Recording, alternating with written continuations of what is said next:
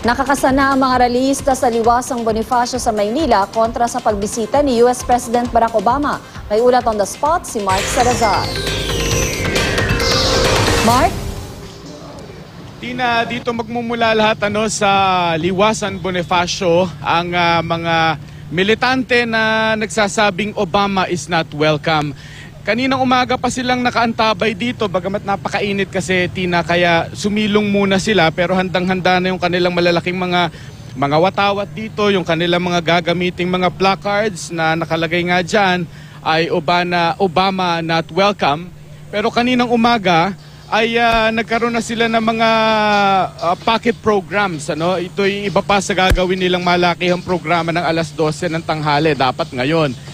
Kanina nagkaroon sila ng mga palaro na mga tradisyonal, yung palo sebo, mga palarong yung patintero. Ito daw ay para ipapakita raw nila yung mensahe nila ng nasyonalismo na kanilang panawagan daw sa lahat daw ng makakapanood ng kanilang programa dahil sila ay pinagsususpetsahan nila ang pagbisita ni Obama rito sa bansa na tanging interes lamang daw ng Amerika yung kanyang bitbit at hindi naman daw kagaya ng iniisip ng iba raw sa atin na isang malaking kakampi itong Amerika kung antan man ang abutan ng ating pakikipagtalo sa China sa West Philippine Sea.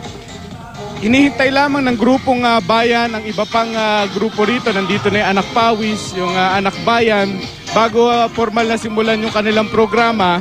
At pagkatapos ay tutulak na sila papuntang lahat sa Menjola para sa kanilang programa doon sama-sama mamayang hapon. Tina? Mark, hanggang saan ba nila inaasahang papayagan sila ng mga pulis? Dahil alam mo hindi natin masigurado dahil baka may ilang mga pilit pumuslit papasok ng Malacanang kapag sila ay nakarating na ng Menjola.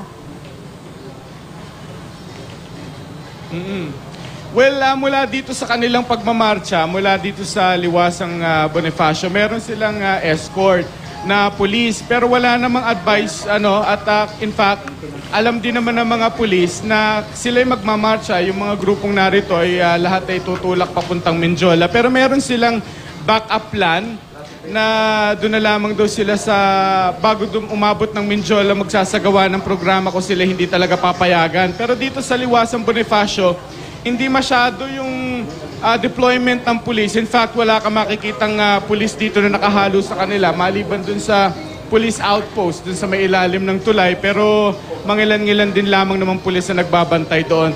Dito ay malaya silang nakakagawa ng kanilang programa. Okay.